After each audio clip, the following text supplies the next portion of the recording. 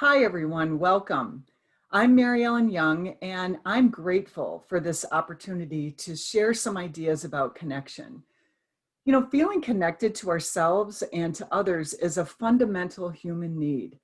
But in our fast-paced, stressed, high-tech world, and especially given all that is 2020, being truly connected in our relationships can really be quite challenging. So thank you for joining this webinar, and I really hope you find some ideas to enhance your relationships. So yeah, 2020, whew, we're running out of adjectives for it.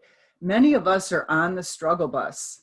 So whether you've lost your job and been laid off, or you're an essential worker, or whether your children are learning from home or going to school, maybe you're grieving a personal loss from COVID, or just trying to survive each day, the struggle is real and it has been hard, but it's not hopeless.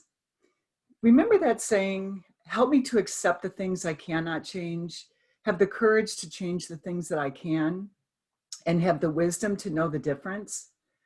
Well, what if we were to accept the things that we cannot change? Because with acceptance comes empowerment and hope, and maybe even a silver lining. So imagine if the outcome of this lockdown was that you were closer and more connected to your children, your family, and yourselves. It's entirely possible. And that's what we're going to explore today. So I've developed these 7 keys to connection, which I consider like parenting best practices. And they're based on research for how to enhance our connection to others. And my intention for sharing these keys is to sharpen your parenting skills. Yes, even during one of the worst, most challenging years that we'll probably ever experience. But please don't get overwhelmed, because this is not one more thing to put on your already full plate. Instead, hopefully, this is something that will actually help to ease what's already on your full plate. You know, these are really extraordinary times for all of us. And as we'll learn, children and teens have brains that are still developing. So we can't expect them to understand and cope with traumatic situations the same way that we do. So if your children or you are really suffering from all that is happening, please reach out for support.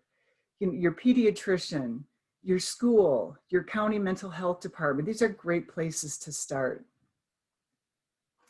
And also, you know, there's been many articles and blogs and podcasts about how to support your children and how to support each other during this time. So we will get through this, and we are here to support you. So I'm here on behalf of the DuPage Regional Office of Education, which provides a variety of support to the 42 school districts in our county. And we're also committed to supporting parents. So here's an email address that if you want to reach out to us for topics or suggestions or support, please use that. So allow me to introduce myself. I'm Mary Ellen Young, and I am a parent, and my children were young at one time. Of course, this might be a more accurate photo of how it was back then.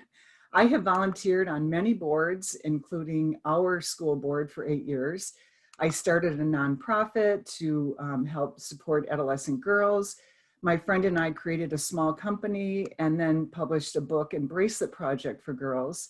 And I've worked with parents and educators on issues such as bullying, social emotional learning, restorative practices, and mental health for the last 20 years. So having been in your shoes as a parent, and in the shoes of community leaders such as our Board of Education, and now as a service provider at the DuPage ROE, I have to say I am humbled and I am grateful for the teamwork and the dedication and the resiliency and the compassion that I have witnessed from parents and school staff and everyone at the ROE in support of our youth and their education. So thank you for that. And I also want to thank Dr. Darlene Rossetti, our regional superintendent, for her leadership and support during this really unprecedented time. So these are my darlings on Halloween. I love being a parent, but it was not an easy road. There were lots of twists and turns, especially during those teen years. And there's no perfect route. We got lost, we made mistakes, but now our daughters are young adults and we really enjoy a solid, healthy relationship with them. So my first pro tip on connecting is to keep this long game in mind. It's so easy to get lost in the day-to-day struggle, especially now when you might feel like you're just surviving. But it's helpful to remember that in the long run, what we're doing is we're growing children to become adults, responsible, ethical, kind, compassionate, hardworking, resilient adults. So let's explore how to build that deep, authentic relationship with our children so that they can develop to their potential. So my objectives for today are to explore what healthy connection is and why it's so important, and to learn these 7 keys to improve connection with your children, and then also consider what gets in the way of that connection, and then strategize ways that you can use these keys to forge a stronger connection in your family. Now, the time of COVID has really tested all of our coping skills. And one of my family's coping skills has always been humor. So when the lockdown started, I committed to text a meme to my family every day. And as a result, through laughter, we have remained a little more connected during this disconnected time.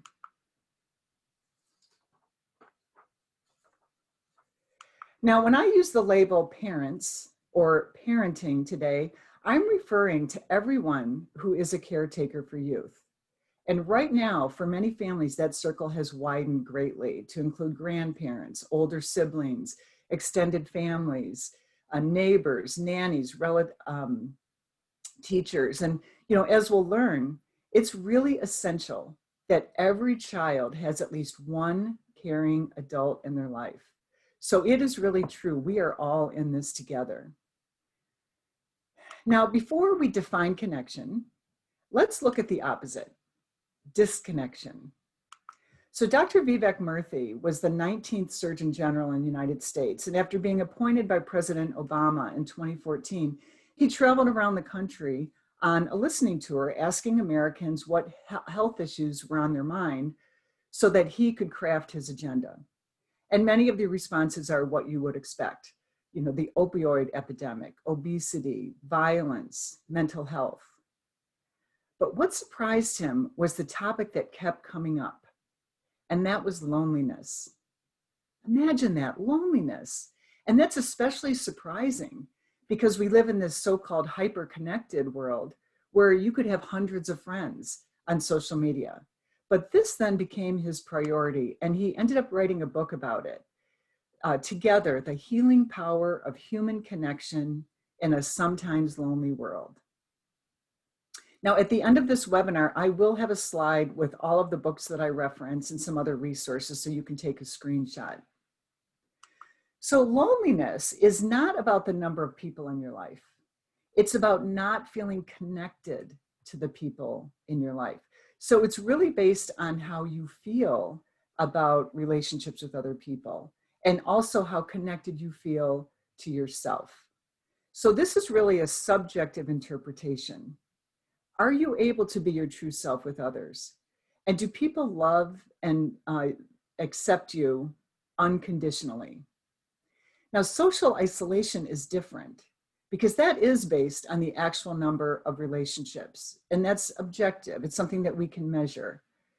So some people are very socially isolated, but they don't feel lonely. So who in these pictures feels lonely? Well, we don't really know. So research indicates that loneliness is a far bigger health risk than social isolation. And loneliness affects all age groups, regardless of marital status. Some studies have showed that younger people, age 16 to 24, are at the highest risk for feeling lonely, which is really surprising given that they have social media. But loneliness really leaves us prone to physical health risks, such as like inflammation and heart disease, depression, and even dementia. And for our young people who feel lonely, it puts them at more risk for anxiety and depression, violence, and suicide. So connection is not only a fundamental human need, but it is absolutely crucial to our well-being. Now, Dr. Brene Brown, one of my faves, is a research professor who has spent the past 2 decades studying relationships. And she's written 5 #1 bestsellers, and her themes are often about like courage and vulnerability, shame and empathy. And in The Gifts of Imperfection, one of her first books, she defines connection this way. Connection is the energy that exists between people when they feel seen, heard, and valued, when they can give and receive without judgment, and when they derive sustenance and strength from the relationship. So just pause for a moment and observe what words in this definition stand out for you. Think for a moment about the relationships in your life where you really feel connected. Because as we move forward in this presentation, it's that feeling that we are going to talk about, how we can nurture that in all of our relationships. Now, Dr. Dan Siegel is a brilliant Harvard and UCLA trained psychiatrist. He's written several excellent books about understanding the brain. And his most recent book out just this year is called The Power of Showing Up: How Parental Presence Shapes Our Kids, Shapes Who Our Kids Become, and How Their Brains Get Wired. Now, I know I asked you not to get overwhelmed, but holy cow, let that soak in for a minute. Our presence shapes who our kids become and how their brains get wired. So one of the very best scientific predictors for how any child turns out in terms of happiness, academic success, leadership skills, and meaningful relationships, things I think we would all agree we want for our children, is whether at least one adult in their life has consistently shown up for them. So what does it mean to show up for our kids? Let's keep that question in mind as we go through these keys. So key number 1 is to be present for your children. Now, before COVID, experts were worried that overscheduling and excessive screen use was negatively affecting the way that families connect. And now during COVID, although, we may be home together more frequently, a lot more frequently, the feelings of stress and uncertainty and grief and disappointments and financial pressure now are impacting our ability to be present. So what does parental presence really mean? Well, it obviously implies something more than just being home a lot or being in the same room with your children. And I would like to describe it as being like all in, not distracted, really paying attention. And that quality of presence can only be found in the present moment. Now, let me just do a little sidebar here, because throughout this webinar, I'm going to share with you some very basic brain science, but it will help us to understand these keys. And so first, I would like to introduce you to the amygdala. And it plays a huge role in how we process emotion and fear and anxiety and stress, among other things. And this evolutionarily primitive part of the brain develops early and plays a key role in our survival because its job is to be on high alert, constantly scanning for threats and anticipating anything that might hurt us. So as you can imagine, that part of the brain does not like to live in the present. It loves to ruminate over things that happened in the past or to anticipate and worry and obsess over things that could happen in the future. And if you let it, it will fill our minds with fearful, anxious thoughts. Does that sound familiar? So to counter this, we need strategies so that we can calm our minds and experience presence. And in order to be present for others, such as our children, we have to learn to be present for ourselves. So one of the easiest ways to be more attuned to the present moment is to pay attention to our breath. Now, when we're stressed, we tend to take short breaths just into our upper chest.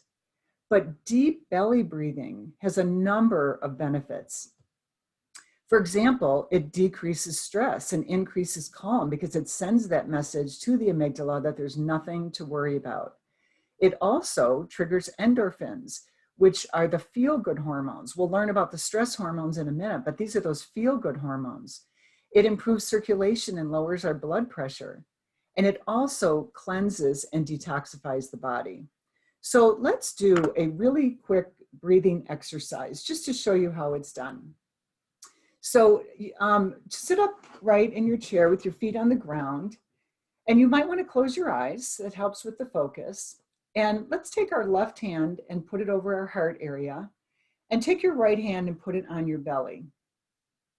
And then just breathe in deeply through the nose, and imagine that air going all the way down into the belly.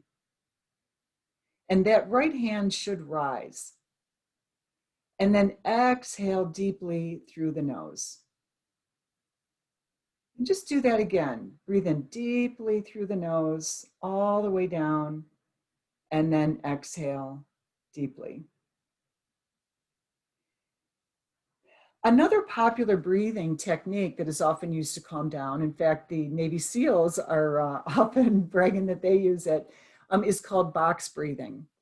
And box breathing is, again, very simple, but it's a 4-step process, and each process is of equal length. So to start out, you might count to 3 or 4. And then as you practice and can hold your breath longer, then you can, get up to 6, 7, 8 count. So what you do, and it sometimes even helps to draw a box to keep your mind focused, is you inhale,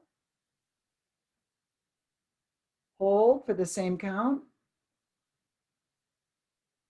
exhale for the same count, and hold. And it's really helpful to repeat this process several times to get the full benefit. And you might have noticed that while we're doing these breathing exercises, our focus is completely on the breathing. And that's what's so beautiful about deep breathing, is that it really brings you into the present moment. So throughout the day, you can stop and focus on your breath anywhere, anytime. People won't even know that you're doing it. And we can teach our children to do these deep breathing exercises as well. There's a number of videos, how-to videos online. So there's other breathing exercises if you want to find something different that works for you. Now, there's also a lot of other ways to practice being present and mindful. And it does take practice. So, you can try these and maybe even teach them to your children. Just focus on when you're eating very slowly and just savoring every bite. I'm going for a walk without headphones, and really trying to notice something that you've never noticed before. There's coloring books and meditation apps, yoga, journaling. The secret is to find something that works for you. Now, key number 2 is to put yourself in your child's shoes. Now, you've probably heard of the word empathy, and that's the capacity to put ourselves in someone else's shoes and experience a situation from their perspective. Now, in July of 1967, racial inequities reached a breaking point, resulting in 159 riots erupting across America. One of the most destructive was in Detroit, Michigan. I was born and raised in a city that bordered Detroit to the south. I heard on the radio that rioters were heading towards Fort Street. Fort Street? That was at the end of my block. I was terrified. Now, this is me at about this age. In other words, I was a child. So although we were under strict curfew and had to stay home, my mom, not aware of how afraid I was, allowed me to sit out on our front porch. Of course, I couldn't go off the porch. I had to stay on the porch. But I can still remember sitting there rocking back and forth, looking towards 4th Street, just absolutely certain that the rioters were going to round that corner any minute. Now, little did I know that the part of 4th Street that they were referring to was about 10 miles away. I was totally safe, but I was a child. And that's how children think. So let's explore that a little bit and go back to looking at this developing brain. Now, this chart shows the most developed parts of the brain in that dark blue purple area. The prefrontal cortex, which handles our executive functioning, is shown in this little box here. And executive functioning includes things such as being able to assess risk and think about consequences of our behavior, control our impulses, make good decisions, communicate well. This part of the brain is one of the last to develop. And in fact, it's not completely developed until we're well into our 20s. Now, it's growing and strengthening through adolescence, but we can't help our children and teens to see things the way we see them.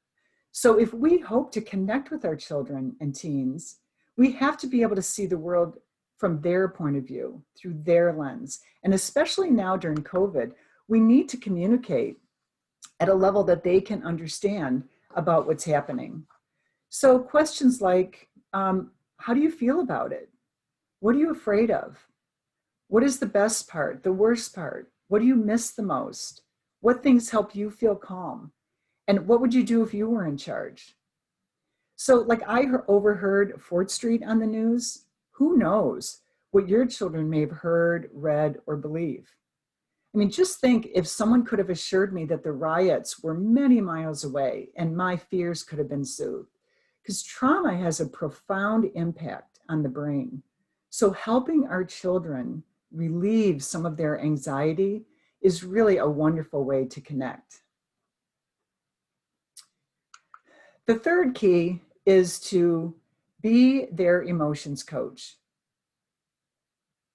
Try to recall the worst thing you ever said to your parents. Does I hate you or you're ruining my life come to mind? Well, children and teens experience tremendous swings in their moods, their emotions, and their feelings, and that is perfectly normal. And right now, the intensity of the emotions that we're all feeling can be quite high, and it does play out in behavior. So let's look closer at what happens when the brain, when we're stressed or in a scary or traumatic situation. So the amygdala, which we often refer to as the emotional center of the brain, senses a threat and it activates, which then sends a signal to release stress hormones. You've probably heard of adrenaline and cortisol, and those have a huge impact on our entire body. They raise our heart rate, they shorten our breath, they fill our muscles with blood so that we can run and jump or fight. They dilate our pupils so we can see better. They release blood sugar for energy. It activates the immune system, that inflammatory response, so that we can heal if we get injured. And it also instructs the PFC, that important executive functioning part of the brain, to stand down. Why? Well, because right now you need a reactive brain, not a thinking one. So you might recognize this as the fight, flight, or freeze response, or simply we'll call it the stress response.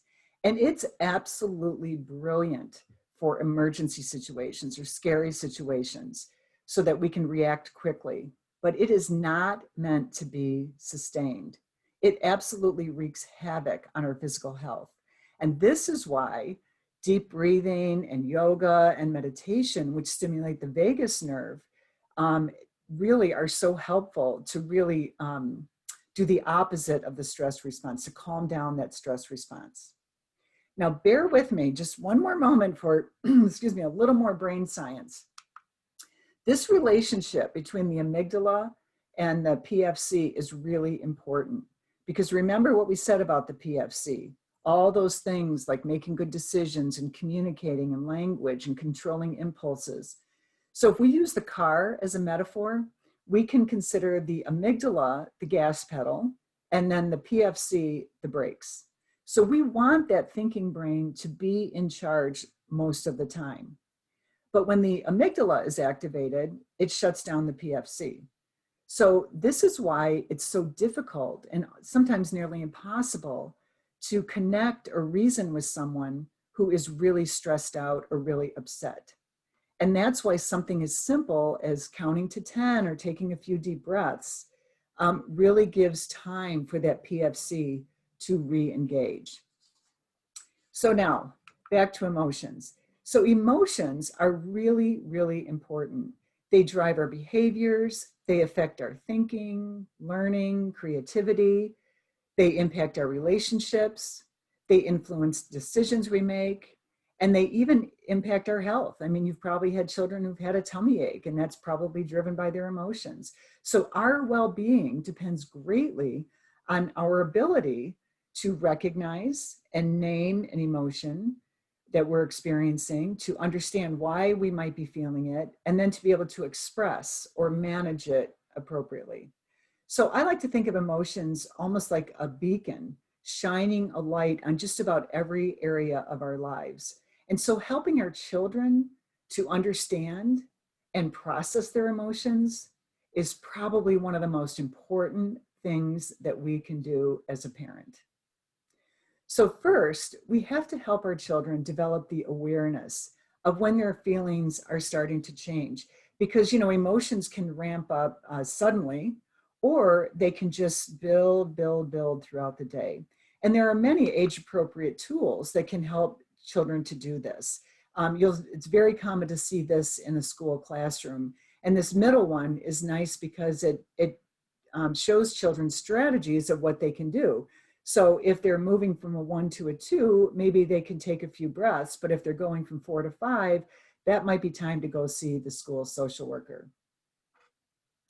And then second, they need vocabulary for what they are feeling. And this isn't easy because remember, the emotional part of the brain is fully developed, but the part for language kind of lags behind. So it takes a lot of practice for them to really be able to accurately label their feelings that they experience. And this is a great place for us to really connect with our children and to help them explore and label their emotions, not try to change them.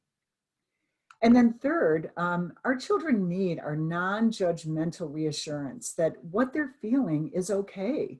They'll get through it. We're right there for them. We have their back. Now, this is a mood meter that was developed by the Yale Center for Emotional Intelligence, and it's obviously intended for older children and teens. But I like this tool because it shows the wide range of emotions. And notice how the scale is not labeled like good or bad or positive or negative. It just shows that there's this whole range of emotions and that we need to learn that it's okay. We're going to experience all of them. But we do need to help our children develop strategies so they can soothe and calm down when their feelings are intense.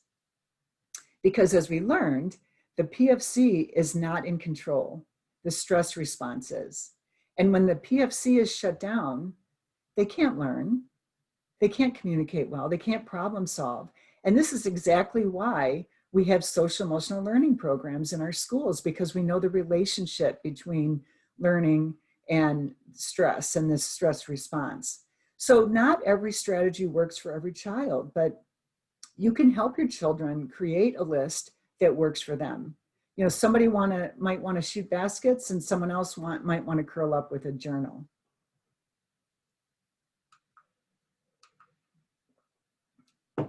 So speaking of this emotional response, I think this was really well illustrated just this month when Novak Djokovic, you know, the #1 men's tennis player in the whole world, was playing in the US Open.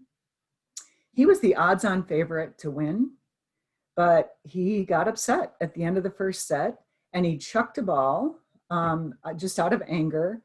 And although he didn't mean it, it hit the line judge right in the throat. So it just goes to show you, you know, that we lose our cool. It's hard sometimes to manage our emotions, but there are consequences. And in this case, he was defaulted. So look how hard it is for adults. And just imagine how difficult it can be for our young people to manage their emotions. So that's why they need a coach. Now, key number 4 is to employ active listening. So just imagine you walk in from a long day, you had a disagreement with your boss, your check engine light came on in the car, and you just spent the last of your cash buying groceries for dinner. You're feeling frustrated. You might be feeling worried, and you just want to vent. But when you do, your partner says something like, "Oh, your boss is a jerk. You should just quit."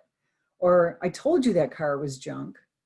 Or, my least favorite, "You think you had a bad day. Let me tell you what happened to me today." You know, there are times when we just want people to listen. And this is especially true with children and teens. They probably don't want your advice or for you to tell them what to do or for you to intervene. All they want is to feel heard. So remember our definition of connection: to feel seen and heard and valued. So showing up and listening to their troubles, I mean, even when they seem temporary or trivial, is a huge connection builder. So active listening is showing signs that you indicate you heard and understand what they said. For example, giving them your full attention and using body language such as nodding your head, facial expression showing eye contact and concern, and then repeating what they said to make sure you heard it right and to show that you understand. So something like, "So this is what I heard you say. Did I get that right?" And then responding empathically with, "Oh, it must feel bad to have that happen," or "I'm sorry that happened." You know, at times our kids just need a safe place to do an emotional dump. So it might help you to picture a laundry basket and where you allow them to just deposit all their pain and troubles like a load of dirty clothes. And then you just hold that space for them. And when they're done, set it down, let it go. You don't have to absorb their pain. When your children feel safe enough to show up and confide their troubles in you, be grateful. This is a wonderful opportunity to connect. Now, there's a couple of listening landmines that I suggest you avoid. And the first one is to resist that temptation to solve their problem, because let's face it, you probably can solve their problem because you have years of experience. But how did you get so wise? Well, you learn through experience and trial and error. So problem solving is a critical life skill. So our job is to act as their coach so that they can develop the same skill.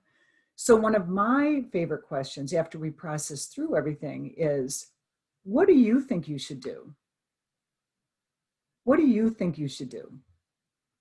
And then take it from there, whatever, help them develop a pro and con list so that they can consider the consequences of their options. Maybe role play a difficult conversation. And then whatever they decide is the best solution, if it doesn't end up working, which it might not, then you help them learn from that and go on to plan B.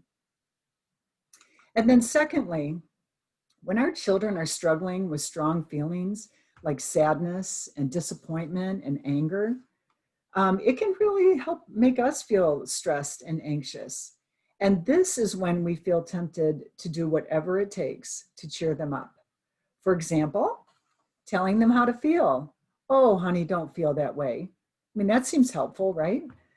Or intervening without their permission. "Well, I am just going to call your teacher." Or distracting them. "Oh, honey, let's go out and get ice cream." So we must be willing to tolerate their discomfort because this is how they learn that they will bounce back when life gets hard. I mean, that's really what resiliency is. So listening plays a huge role in how we connect in our relationships. So I encourage you to put your phone down, be fully present, and listen empathically and non-judgmentally. Key number 5 is to discipline thoughtfully. Now, I promised to tell you what gets in the way of connection. And so far, we've talked about not being present or distracted, not being able to see life from your children's perspective, not honoring how they feel or helping them manage that full range of emotions, not listening when they just want to be heard. Key number 5 is a biggie, because harsh, punitive, unfair punishment really gets in the way of connection. Heavy-handed punishments really build resentment and humiliation, and it can foster shame and reinforce their weaknesses. And then importantly, they don't learn the impact of their behavior. Now, I'm not saying that we don't discipline, but discipline and punish, or I'm sorry, I'm not saying that we don't have to discipline. Discipline and punishment are different. The root of the word discipline is instruction or knowledge. So that implies teaching. Think of how the word disciples is used. So I like to think of effective discipline as an umbrella with teaching and learning and natural consequences and accountability all underneath. Because effective discipline really means that children take responsibility for their behavior and they learn from their mistakes, because they will make mistakes. Now, the fear-based authoritarian model of parenting that was so in use a while back sets strict rules, and when they're violated, punishment is the hammer. Now, that can be very effective in the short term. You're grounded, boom, you're done. But what's the impact of that? What did your children learn? How do they feel? More connected to you? Will they come to you when they're in trouble next time? So I'm just asking you to consider a more collaborative approach that teaches children how to learn to self-regulate and manage themselves and make good decisions and learn from their mistakes and experience natural consequences. I'm not talking about letting them get away with everything, but natural consequences teach cause and effect. And then ultimately, they will take responsibility for their behavior. Now, there is a lot to be said about discipline. There's been a lot written about it, way too much for this webinar today. So I'm just going to focus on 3 tools that you can use right away. The first one is we must set very clear and reasonable expectations and then pair them with nurturing, strong support. So here's my expectation. How can I help you meet it? Dysfunctional behavior is always because of unmet needs. So we can ask ourselves as parents, what does this child need from me? Not what is wrong with this child? Because most children need connection and acceptance, empathy and understanding, not punishment and more rules. So the authoritarian model might be good if your goal is just strict obedience, but it's not good if you're trying to help your child learn to manage in an age-appropriate way. Now, secondly, we can use effective language to teach kids how their behavior affects others. Now, the research shows that kids often don't comprehend how their behavior affects others, often because they're just so self-absorbed. So effective language helps the other person understand how their behavior affects you. So it might sound like this. When you fight with your sister, I feel angry. Or I'm feeling concerned that you are not working up to your potential during remote learning. Or I am so grateful that you are cooperating with the babysitter so I can go to work. And then the third one is to really separate the child from the behavior, or said another way, separate the deed from the doer. Our children must know that we love them without condition. That is unconditional love, but we don't have to love their behavior. So note the difference in these 2 statements. Mary Ellen, you're so selfish. Mary Ellen, what you did was selfish. Now, I know it seems like semantics or that I'm splitting hairs with language, but those words are really significant because when our kids mess up and we label them, they can internalize it as if they're bad or something is wrong with them or that they're less than. And that, folks, is shame. And shame is very damaging to them developing a healthy sense of self. Shame is also very hard to eradicate, but behavior is something that actually can be changed pretty easily. So make sure your children know the difference. You love them, but you don't love their behavior.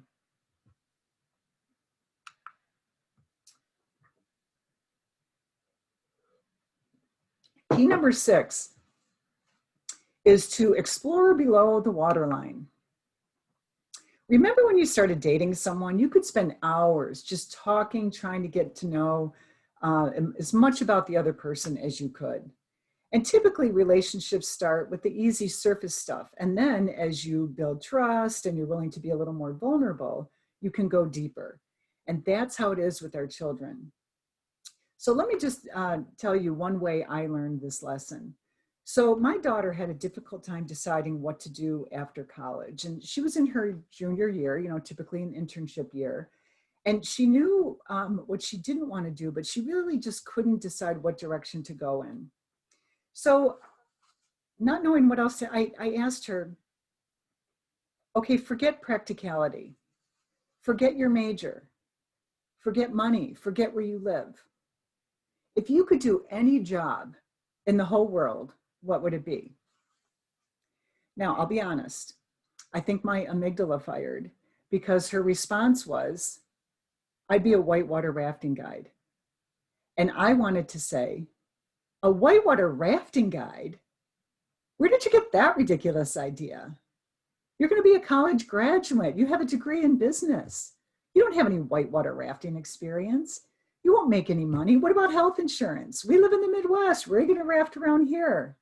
However, I remembered those active listening skills, knowing that if I judged her response or laughed or told her what she should do, she probably wouldn't want to come and talk to me about her post-college plans. So instead, I used that fantastic response that I've already taught you, which is, wow, tell me more about that. Well, it turns out that when we were rafting on a vacation when she was young, we had a female raft guide who made a big impression on her. So we explored it. And she just finished her second season raft guiding out west. And along with starting a small business and coaching volleyball, she's been able to piece together a pretty authentic lifestyle that works for her. That's not for everybody, but it works for her. So especially now when fear and uncertainty seem to be ever present, we need to probe. We need to probe below the waterline to find out what is deep, deep in their heart. And just like I had those irrational fears about the Detroit riots being at the end of my street, your children could be worried about any number of things. Like, will mommy and daddy ever work again? Will we lose our apartment? Will grandpa die? Will I die? Are we going to have to wear masks forever? Will we ever go to school again? So we have to remember to ask these open-ended questions at a time when they're feeling calm. And of course, never laugh or judge their responses. Because if they share their deepest fears and thoughts and hopes and dreams with you, consider that a gift. That's probably one of the best gifts that you will ever receive. Now, key number 7 is to check our unresolved emotional baggage. The first key was developing presence. And we discussed how essential that is and how really it's something that only we can do. And this last key is also something that doesn't necessarily involve our children, but it likely impairs our ability to connect with them. Now, this one's a little tricky, so I just ask that you listen with an open mind and an open heart. So how we were raised greatly affects our template for parenting. Maybe you had loving and supportive parents, or maybe you suffered harsh punishment, physical or emotional abuse. Perhaps you were held to unrealistic expectations or had little voice or say in what happened in your life. How we felt as children, especially during highly emotional events, lingers, and that becomes the lens through which we see our children's behavior. And this can be mostly or completely subconscious, which is how we then impose it unknowingly and unfairly on our kids. So it's our own emotional baggage that gets in the way of our being able to connect with them. So how do we get rid of this baggage? Well, one way is to develop self-awareness. which is really the ability to understand why we do what we do and how our thoughts and our beliefs and our value, and especially our past conditioning, affect our parenting. And if we keep an open mind, we can experience how our children are actually a gift to help us grow. Because when they trigger us, and they will trigger us, it reveals some of this baggage, and much of it just doesn't serve us anymore. So keep asking yourself why. Why did I get so angry? Why am I feeling so upset about what happened to her? Why did I punish him so harshly? Why do I believe this matters? Why do I set these standards that my kids can't seem to live up to? Why do I care what other people think? So parents play a critical role as their children's emotions coach. And Dan Goleman, author of this classic, Emotional Intelligence, says that in order for parents to be effective coaches, they must have a fairly good grasp of the rudiments of emotional intelligence themselves. You know, when I'm in and out of stores and just out in public, I witness some parent-child interactions that really leave my heart heavy.